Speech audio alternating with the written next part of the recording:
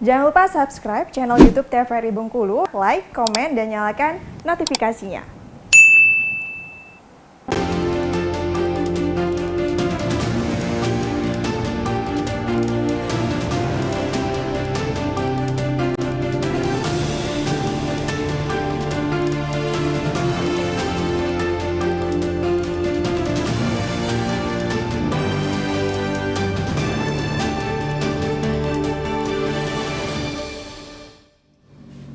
Baik pemirsa, terima kasih Anda masih menyaksikan Berendo, masih bersama dengan Dr. Amalia dan Bunda Emi, menjaga kulit tetap sehat dan glowing. Tadi kita udah menyinggung bagaimana cara menjaga kulit ya dokter ya, tadi juga kita udah membahas ke bayi-bayi juga kita bahas juga nih. Kita mau minta pendapatnya dari dokter, bagaimana sih cara memberikan skincare yang baik, yang bagus kepada bayi, karena kan menjaga kulit katanya dari bayi juga ya dokter ya? Betul. Jadi kalau buat bayi kita lebih ke menjaga skin barriernya dari kecil ya. Skin barrier itu kan pasti udah sering banget lah, semuanya di sini juga sering banget dengar skin barrier gitu. Jadi kulit kita itu kalau dilihat secara ininya kayak batu bata sama semen. Jadi batu bata itu sel kulit kita, semen itu tuh yang ngisinya itu kayak pelembab di kulit kita, lemak, protein, semuanya yang ngisi. Nah, jadi kita tuh menjaga si semen ini. Gimana semen ini supaya tetap bagus, tetap baik, jadi si batu batanya ini nggak goyang. Kalau semakin sedini mungkin kita jaga si semen ini, otomatis batu batanya itu semakin kokoh, semakin kuat, waktu dia nanti besar tuh semakin bagus. Nah, itulah gunanya kita dari sedini mungkin. Jadi lebih diutamakan yang tadi, tetap balik lagi cleanse, moisturizing sama protection. Jadi dari bayi ya cleanse, dibersihkan, harus pakai sabun. Sabunnya sebenarnya nggak harus yang neko-neko sih. Sekarang kan udah macam-macam ya, mesti pakai sabun ini, sabun ini. Sebenarnya sabun baby biasa aja dengan cara membersihkan dengan baik tuh udah oke gitu. Nggak perlu yang sabun aneh-aneh kecuali kulitnya bermasalah. Kalau kulitnya aman-aman aja, ya itu nggak harus pakai sabun yang aneh-aneh, sabun yang ada di pasaran juga yang sabun bayi nggak apa-apa. Kemudian moisturizing. Nah, tadi pelembab tadi yang buat menjaga si skin barrier tadi.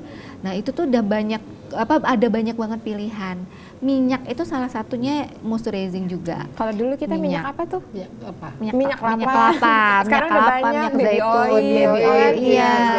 Makanya zaman dulu tuh kalau mamaku diminyak kelapain. Terus mamaku dulu anakku dikasih itu. Jadi kayak misalnya sebelum dipakai Pampers dipakai minyak kelapa gitu. Terus ya aku juga ngeliat ini ya orang tua dulu udah tahu nih kalau anak memang harus dirawat kulitnya gitu. Nggak harus beli di skincare di pasaran yang ini segala macam. Enggak. Jadi ya dengan yang ada di rumah, misalnya kayak minyak kelapa, minyak zaitun, itu tuh udah bisa gitu menjaga kelembapan si kulit bayi gitu. Jangan nanti nggak ada uang nih dok, saya nggak bisa beli gitu kan. Aduh jangan ya gitu. Iya. Jadi minyak kelapa aja yang dibikin sendiri, bukan minyak sayur ya. Tapi beda ya. Beda. Minyak sayur beda loh. VCO gitu kan, itu udah banyak. Kalau kita ke pasar-pasar, kalau saya ke pasar-pasar tuh ngelihat tuh udah ada di botol-botolin VCO. Nah, itu aja tuh udah bisa kita jadikan moisturizer. Jangan juga nanti udah nonton ini kasih minyak sayur. Beda. Oke. Nah, kita balik lagi ke Bunda nih. Bunda kan tadi udah dijelasin sama dokter mengenai skincare pada bayi. Mungkin juga kalau bayi kan, kalau dari makanannya kan dia belum bisa makan yang gimana-gimana kecuali ASI dari seorang ibunya. Kalau konsumsi yang bagus untuk seorang ibu yang sedang menyusui, Bunda untuk skincare. Jadi ASI itu adalah makanan yang terbaik untuk bayi sampai usia 2 tahun. Tapi kan usia sampai 0 sampai 6 bulan ASI eksklusif. Nah, produksi ASI ibu ini tentunya berpengaruh dari makanan yang ibu makan. Makanan yang ibu makan itu adalah tetap seimbang. Jadi seimbang dalam arti zat gizinya terpenuhi semua, baik energi, protein, lemak, dan karbohidratnya. Kemudian untuk produksi ASI ini sendiri itu ada antioksidan yang tidak didapatkan di makanan lain kecuali di dalam ASI. Itu yang dibutuhkan ibu adalah makanan yang seimbang tadi. Jadi porsi makanan ibu sebelum dia hamil, kemudian setelah dia hamil, kemudian setelah melahirkan, itu berbeda-beda sesuai dengan angka kecukupannya. Nah, ini yang berpengaruh di sini adalah produksinya. Produksi ASI yang dihasilkan oleh ibu itu tergantung dari makanan yang dia makan. Oke, oke. Ini kita mau ngobrol-ngobrol lagi, Dok, mengenai apakah kulit sehat itu dikatakan hanya yang memiliki kulit putih saja. Nah, Itu iya. sering tuh nimbul pertanyaan, mentang-mentang Bukan putih gitu. ingin putih. Iya. Kalau pendapat dokter gimana sih, Dok? Enggak, jadi kita tuh kulit sehat itu adalah kulit yang tidak mempunyai masalah kulit. Iya. Gitu. Jadi mau kulit, jadi kalau kita di dermatologis itu kita ada kulit itu dibedakan 1 sampai 6. Jadi ada yang paling pucet banget kayak kulit orang bule, sampai 6 kayak kulit orang Afrika. Nah, itu semua ya kalau tidak ada masalah kulit semuanya adalah kulit sehat. Makanya dibagi-bagi tipe-tipe kulit.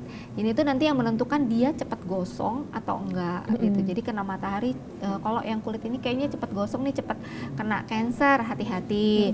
Terus kulit yang agak lebih gelap dia lebih banyak pigmennya. Jadi kalau misalkan kena matahari itu dia tidak secepat burning, mengalami sunburn dibandingkan yang kulitnya putih. Itu jadi ya sebenarnya bukan kulit putih yang dinamakan sehat gitu. Yang penting tidak ada masalah kulit. Iya, gitu. soalnya banyak orang terobsesi pengen putih Iya. katanya gitu. Jadi kalau Dok. misalnya ke saya bilang nggak bisa, saya nggak mau. Kalau misalkan mau ke saya bilangnya mau putih, ya nggak bisa. Coba ke dokter yang lain, selalu kayak gitu. Berarti Kalau itu yang apa tuh, Dok? Kalau misalnya ada disuntik pigmen itu bagus gak ya? iya, Dok, suntik pigmen. Iya, suntik pigmen. Suntik pigmen maksudnya yang diinfus, yang diinfus. bukan yang disuntikin buat ngilangin flek kan pigmen. Pigmen. Nah, sebenarnya pada intinya itu yang dimasukin itu adalah antioksidan ya. Benar. Antioksidan. Kalau saya menyediakan infus dan injeksi, tapi saya selalu bilang ini buat kulitnya sehat ya, bukan buat kulitnya putih.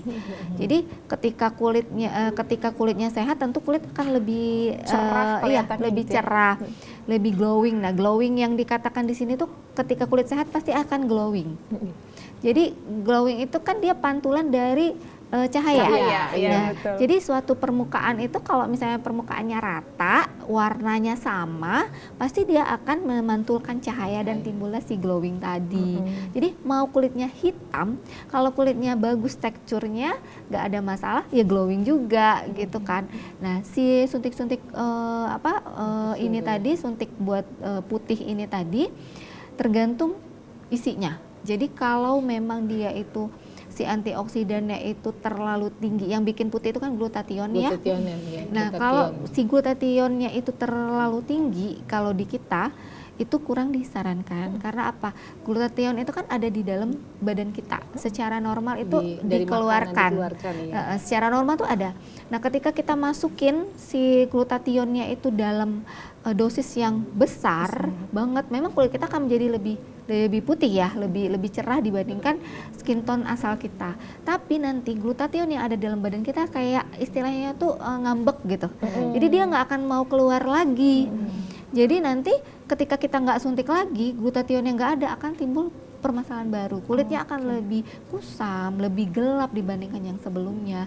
Jadi tidak kita sarankan. Namun kalau dengan dosis tertentu yang aman, yang untuk mencerahkan saja, yang menyehatkan kulit, itu tidak masalah karena itu termasuk menutrisi kulit. Cuman itu tadi tetap dosisnya tepat ya, terus waktu pemberiannya juga tepat. Biasanya tuh saya tuh sering tuh dengar suntik putih dalam waktu sebulan, tiap bulan selama bertahun-tahun. Itu nggak boleh juga gitu. Jadi dia ada jangka waktunya, ada jangka waktunya. Jadi ada, kalau di saya tuh ada fase istirahatnya. Jadi dalam waktu 3 bulan kita suntik, ya ada waktu kita 3 bulan kita suntik. Habis itu saya bilang istirahat dulu ya Bu, nanti 6 bulan lagi kita suntik lagi gitu. Oke, baik dokter. Ini teman-teman di rumah makin penasaran sebenarnya mengenai skincare karena seru ya. Nggak kelar-kelar ya. Nanti sampai subuh kita. Oke dokter, tapi setelah ini kita mau lanjut lagi nih Bunda dan dokter. Tapi setelah jeda pariwara berikut ini, pemirsa jangan kemana-mana, tetap di Berendo.